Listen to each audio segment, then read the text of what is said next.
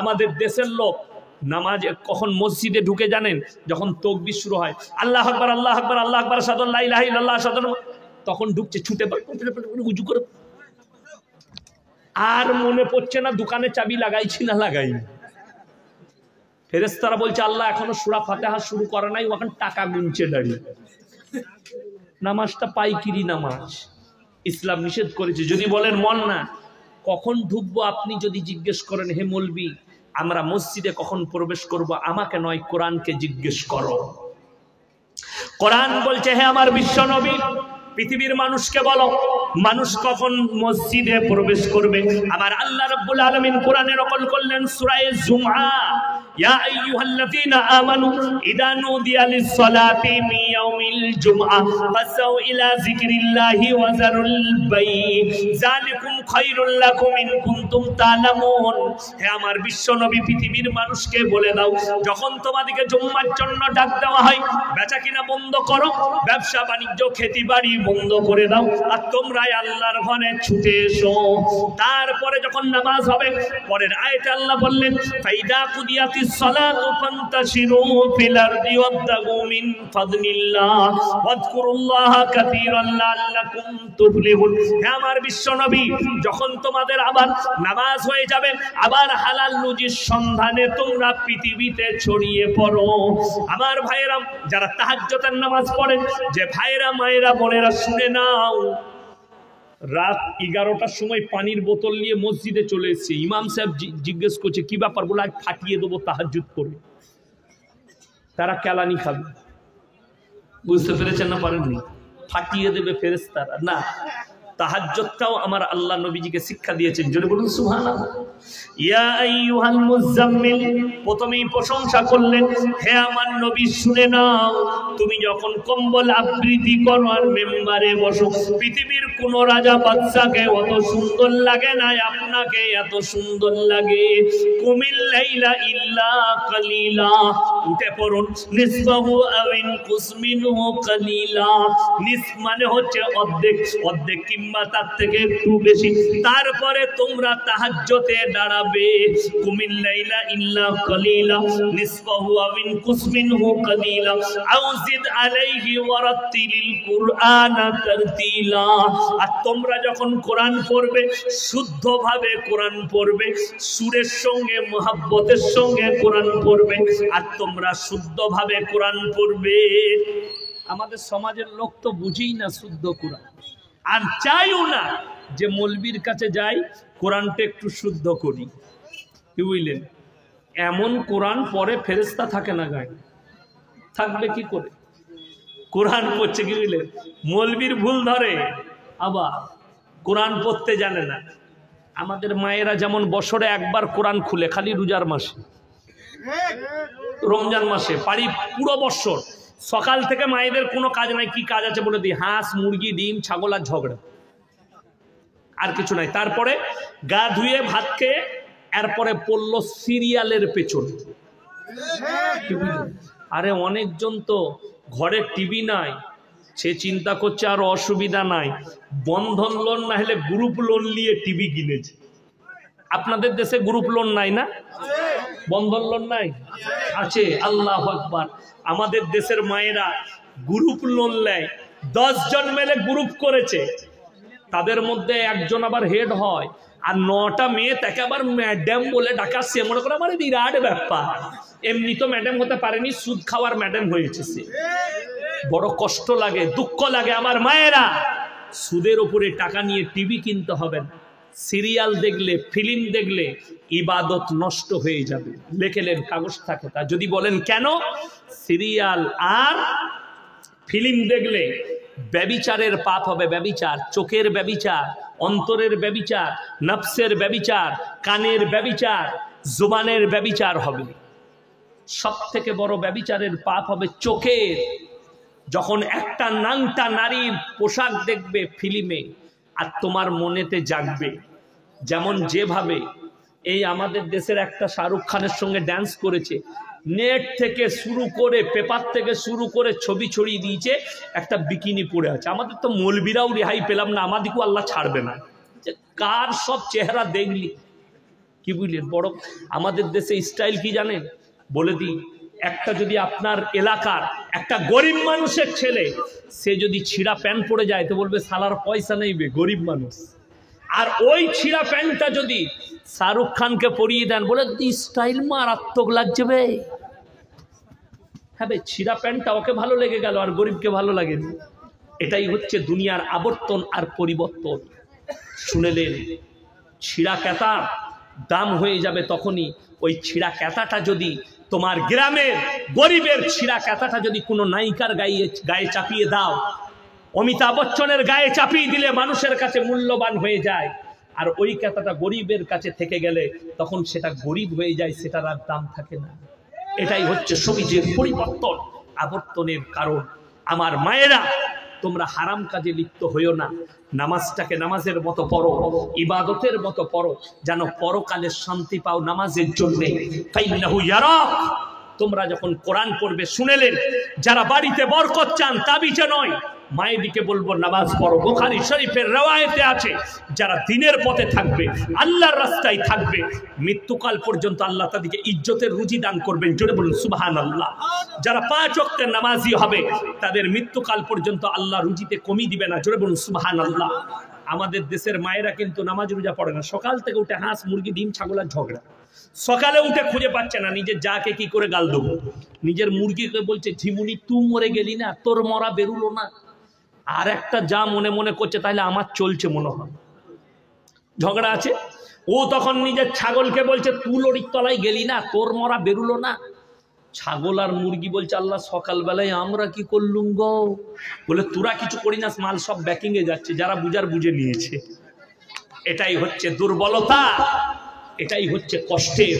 আমার মায়েরা শোনো, যে বাড়িতে কোরআন তেলাওয়াত হয়, আল্লাহর রহমত সেই বাড়িতে বর্ষিত হয়। জোরে বলুন সুবহানাল্লাহ। আল্লাহ রহমত বর্ষিত করে যে বাড়িতে কোরআনের তেলাওয়াত হয়, যে বাড়িতে নামাজ হয়। বিসমিল্লাহ। আমাদের সমাজের অনেক লোক বুঝে না, ছেলের জন্য খেলনা কিনে অনেক বাড়িতে দেখবেন পুতুল রাখা আছে, আছে না? না। অনেকজন নিজের আর নিজের বইয়ের ছবি টাঙিয়ে রেখেছে। যে বাড়িতে জানদারের ছবি থাকবে, সেই বাড়িতে রহমতের ফেরেশতা প্রবেশ করবে না। যে বাড়িতে মূর্তি থাকবে, পুতুল, তারপরে কুকুরের পুতুল, যে কোনো পুতুল, এই ধরনের জানদারের ছবি থাকবে, জানদারের মাল থাকবে, তারপরে মূরত থাকবে, সেই বাড়িতে রহমতের ফেরেশতা প্রবেশ করবে না। আমাদের দেশে জানেন আল্লাহর কি কৃপা? আল্লাহর কৃপা বলবো, বোম্বেতে গেলে দেখতে পাবেন, কলকাতায় গেলে দেখতে পাবেন, হাই রোডের ওপরে যদি জঙ্গিপুরে দাঁড়িয়ে থাকেন দেখতে পাবেন। আমাদের দেশে বড় লোক কোটিপতি গাড়ি চালায় আর তার কুকুর পেছনে বসে থাকে। কুকুর মালিক আর কুকুর, বুঝতে পেরেছেন না পারেননি? অনেকজন বলে হাম মোহাব্বত করতে। আমাদের দেশে মিডিয়ারা, কদিন দেখছিলাম আমাদের দেশের প্রধানমন্ত্রীজি অস্ট্রেলিয়া থেকে 3টা চিতাবাঘ এনেছে। আনেনি? 3টা না 4টা? 8টা এনেছে, ছেড়েছে জঙ্গলে, কোথাও ছেড়েছে। আর মিডিয়াওয়ালারা সেই চিতাগুলোর পাছার পেছনে পেছনে ছুটে বেড়াচ্ছিল ক্যামেরা নিয়ে। সে কোথায় হাঁটছে, কোথায় খাচ্ছে, কোথায় মুছছে, দেখাচ্ছে এ দেখিয়ে মোদিজি কিতনা মোহাব্বত করতে हैं। আর এই কুত্তা মিডিয়াগুলো তখন ঘুমিয়ে গিয়েছিল। হাজার হাজার শ্রমিক দিল্লি বোম্বাই থেকে বাংলা বিহারের শ্রমিকরা লকডাউনে পায়ে হেঁটে এসছে। আমাদের দেশের প্রধানমন্ত্রীজি মোদিজি তখন মানুষের প্রতি মহব্বত হয় নাই, যে জানোয়ারের প্রতি মহব্বত করে আর মানুষকে মহব্বত করে না। এখানেই বুঝে নাও তিনি নাটক করছেন না মহব্বত দেখাচ্ছেন। আমি কারোর বিরুদ্ধে নয়, বড় কষ্ট লাগে, দুঃখ লাগে যারা বাংলার স্বপ্ন দেখছো। ভারতের যে অন্ধ ভক্তরা বলছে মুসলমানদিকে পাকিস্তানে পাঠাবো, দেশ ছাড়া করব, যারা अखंड भारत চাইছেন, আমি दावत দিচ্ছি, पाकिस्तान को भी हमारे देश में बुला लो, बांग्लादेश को भी बुला लो, अफगानिस्तान को भी बुला लो। हम तो चाहते हैं अखंड भारत, तुम नहीं चाहती, हम चाहते हैं अखंड भारत। पाकिस्तान भी आ जावे, बांग्लादेश भी आ जावे, अफगानिस्तान भी आ जावे, श्रीलंका भी आ जावे, यही तो हम चाहते हैं।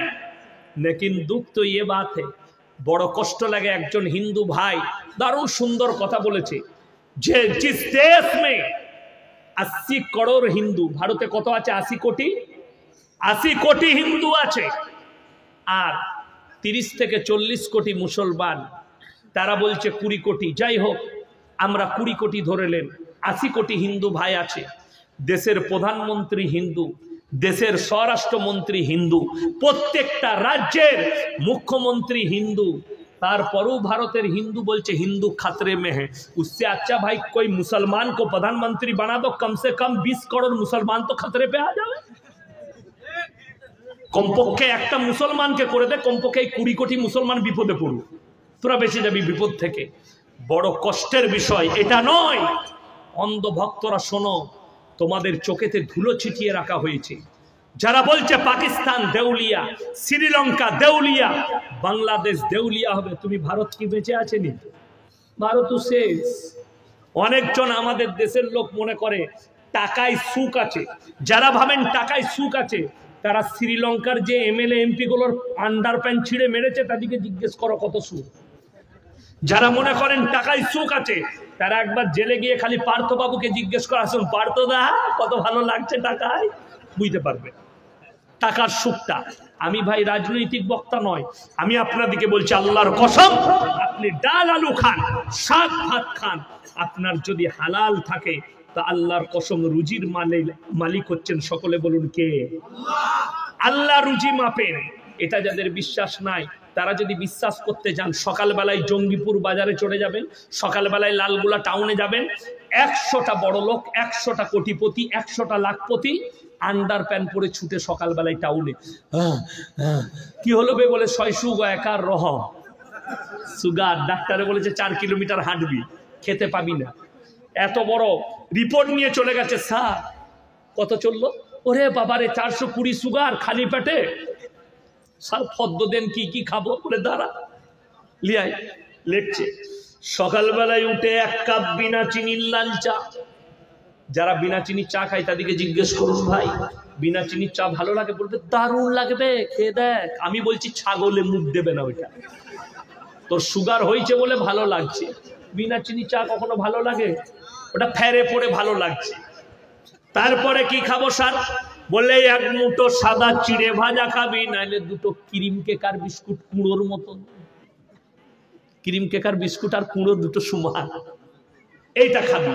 স্যার একটা দেশি মুরগির ডিম সিদ্ধ বলে ছুতে পাবি না। তারপরে কি খাবো স্যার? বললে বেলা 12টার সময় ভাত খাবি। কতটা? বললে 1 কাপ মাপা চালের ভাত, শুধু 50 গ্রাম চালের ভাত খাবি। তার সঙ্গে কি খাবো? গরুর মাংস, বলে ছুতে পাবি না। মুরগি বললে ধারে পাশে যাবি না। খাসি বললে স্বপনে ভাববি না। কি খাবো স্যার? বলে খালি করেলা ভাজি আর ভিন্ডি সিদ্ধ খাবো। আপনি খোঁজলেন যারা বড় বড় বিড়ি ফ্যাক্টরির মালিক আছে, কোটিপতি, তাদেরকে গিয়ে আমার বয়ানটা শোনাবেন। রাতের বেলায় পুরা রুটি আর করেলা ভাজি খায়। কি বুঝলেন? বড় লোক, কোটিপতি, তারা জিজ্ঞেস করে আসুন জঙ্গিপুরে যতগুলো বিড়ি ফ্যাক্টরির মালিক আছে, রাতের বেলায় কি খায়?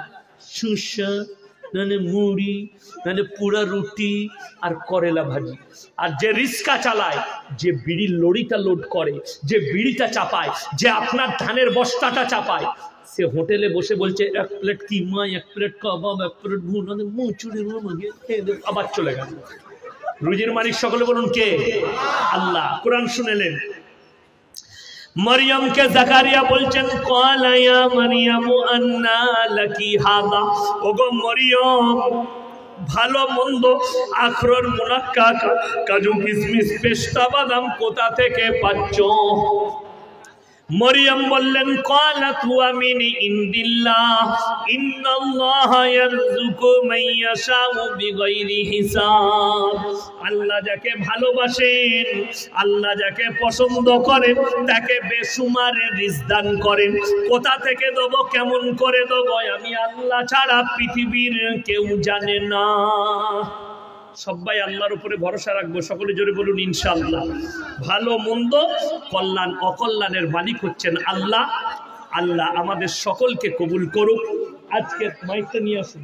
আল্লাহ আজকের জালসাকে কবুল করুক, আজকের প্রোগ্রামকে কবুল করুক। আপনারা আমার জন্য দোয়া করবেন, আমি আপনাদের জন্য দোয়া দিয়ে যাচ্ছি। আমিন। ওয়া আখিরু দাওয়ানা আনিল হামদুলিল্লাহি রাব্বিল আলামিন। আসসালামু আলাইকুম ওয়া রাহমাতুল্লাহি ওয়া বারাকাতুহু। শুনেন, এই দেখেন, কেউ চলে যাবেন না, আপনারা দেখতে পাচ্ছেন।